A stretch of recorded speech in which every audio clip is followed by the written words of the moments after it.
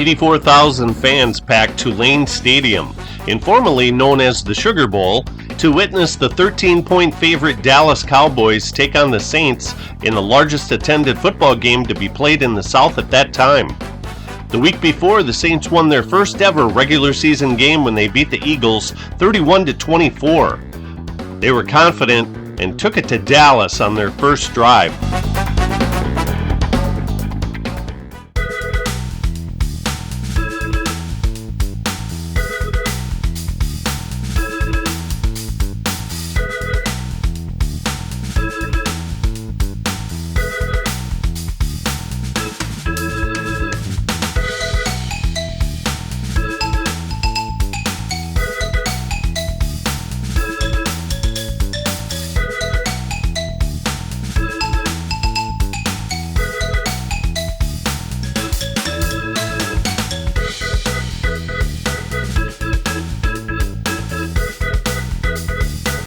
Saints' momentum didn't last long as Cornell Green intercepted this pass, then fumbled it into the end zone where future Hall of Famer Mel Renfro recovered.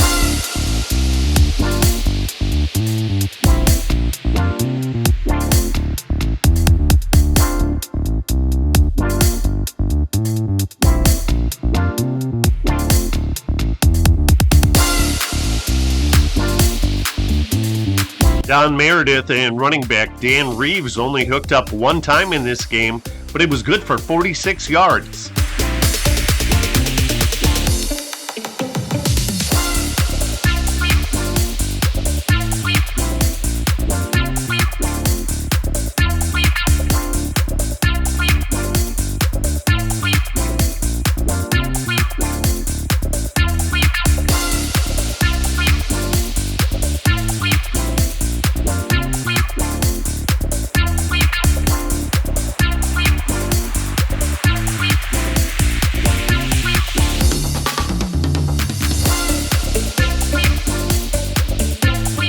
Dennis Norman played tight end for 12 years in the NFL. In 1967, Cowboys head coach Tom Landry called on Norman 9 times to run tight end reverses for a total of 91 yards.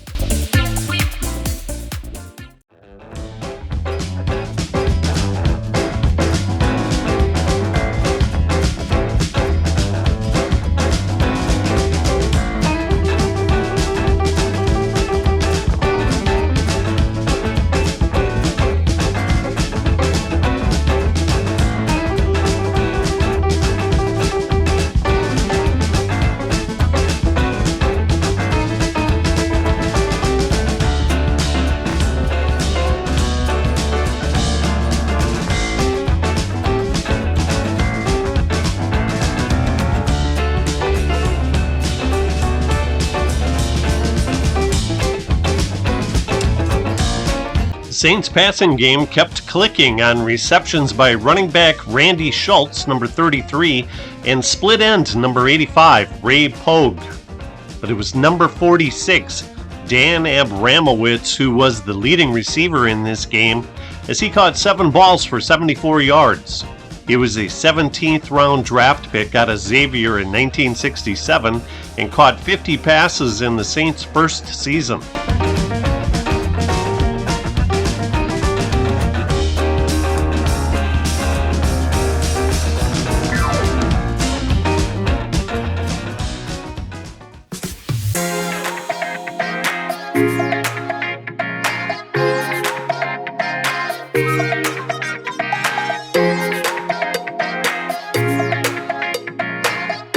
The Saints kept the pedal to the metal, but lost momentum when the 60-yard touchdown pass to John Gilliam was called back due to a costly penalty.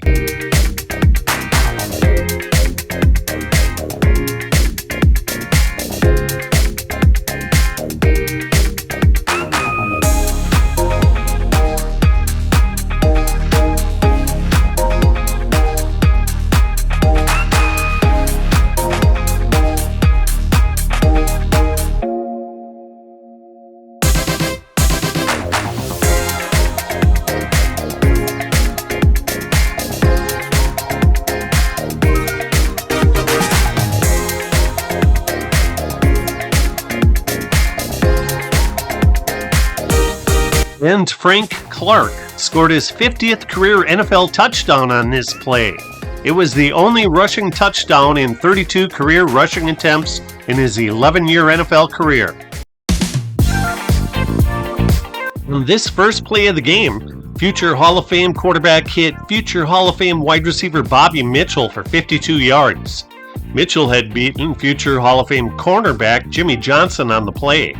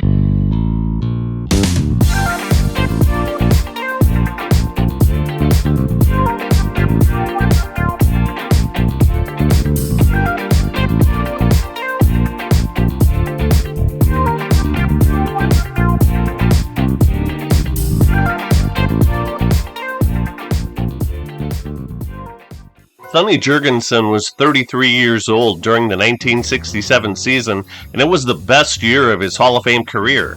He threw for a career-high 3,747 yards and 31 touchdowns.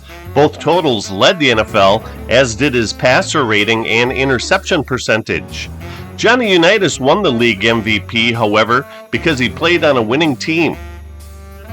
Kicker Gene Mingo played 11 years in the AFL and NFL, but only 6 games with Washington. In 1960, he was signed as a free agent by Denver, despite not playing college football. He led the AFL in points scored with 123 that year. He also led the AFL in 1962 with 137.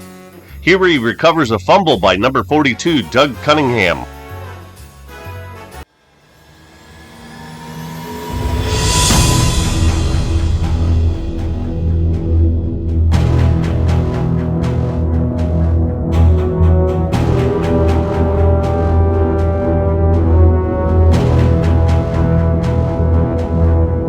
Number 42 is running back Doug Cunningham, and number 68 is Howard Mudd, who played 7 years and coached NFL offensive lines for 38 years. Pro Football Reference rates him as the 49th best guard all time. Number 40, Ken Willard, pounded it in to make the score 21-17 San Francisco at the end of the third quarter.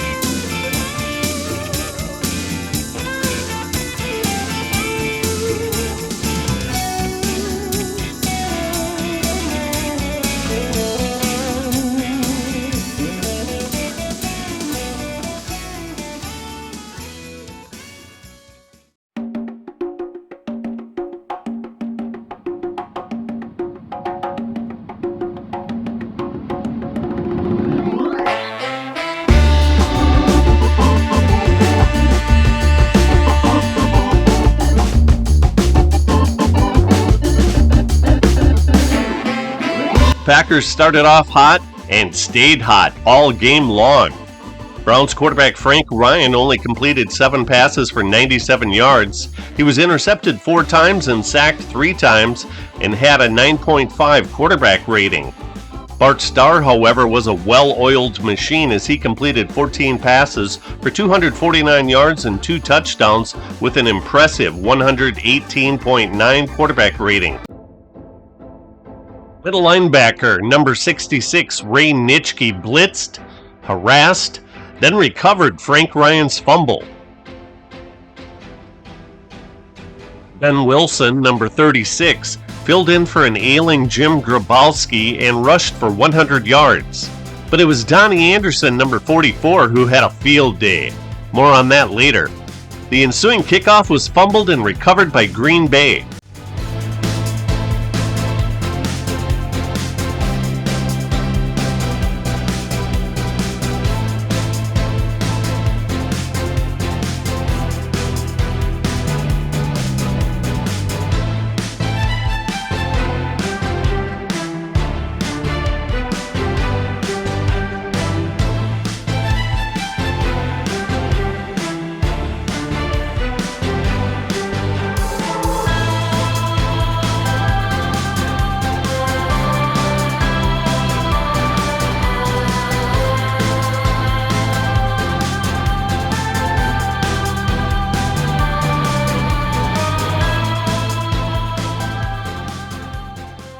Following Ernie Green's 59-yard touchdown run, Travis Williams reiterated as to why he was nicknamed Roadrunner. The Packers set the record for scoring the most points in one quarter with 35, and the two teams set the combined scoring record in one quarter with 42.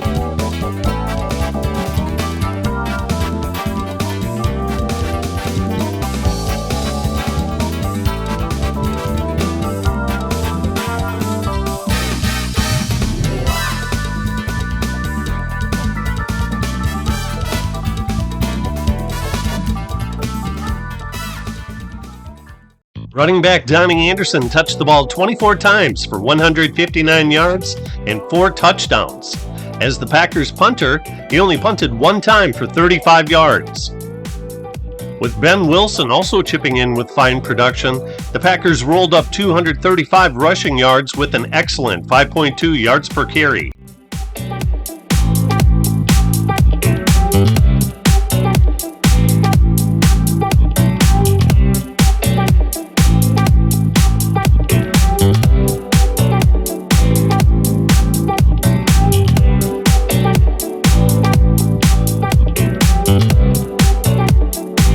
It's hard to believe that Frank Ryan played so poorly considering that he led the NFL in touchdown passes with 29 and made the Pro Bowl the prior season. After the 1967 season, he only made 3 starts over the last 3 years of his career. It looks like he grew old overnight.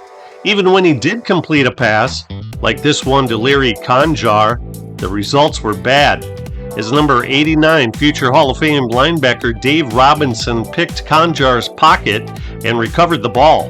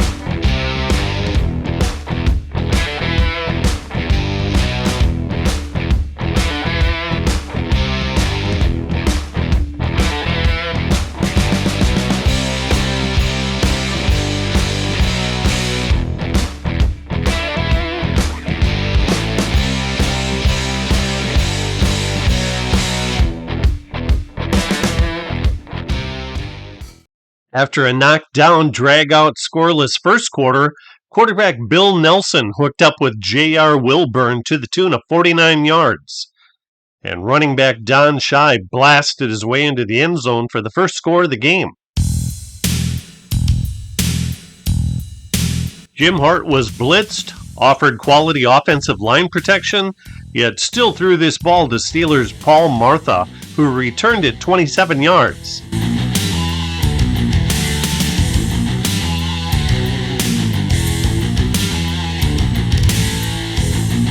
By the way, nice tackle by wide receiver Billy Gambrell.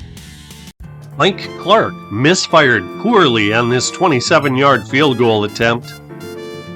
Wow. In 1967, running back Prentice Gott rushed for the most yards of his 8-year NFL career, 573, and that was his final season.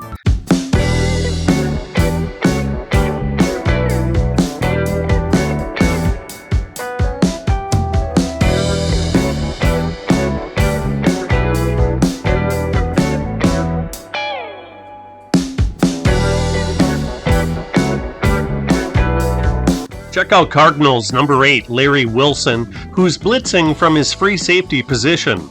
He arrives a bit too late to keep Bill Nelson from connecting with J.R. Wilburn, but it didn't matter because the play was called back due to the Steelers being offsides.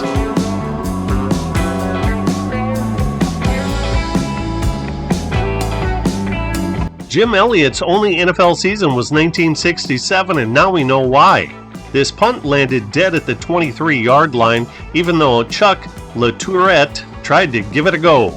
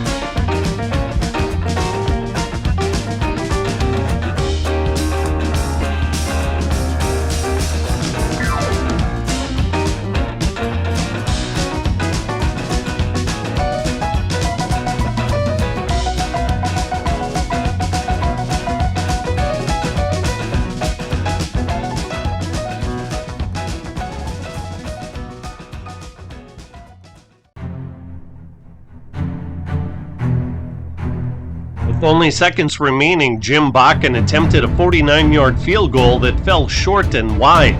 It ended his 19 consecutive game-made field goal streak.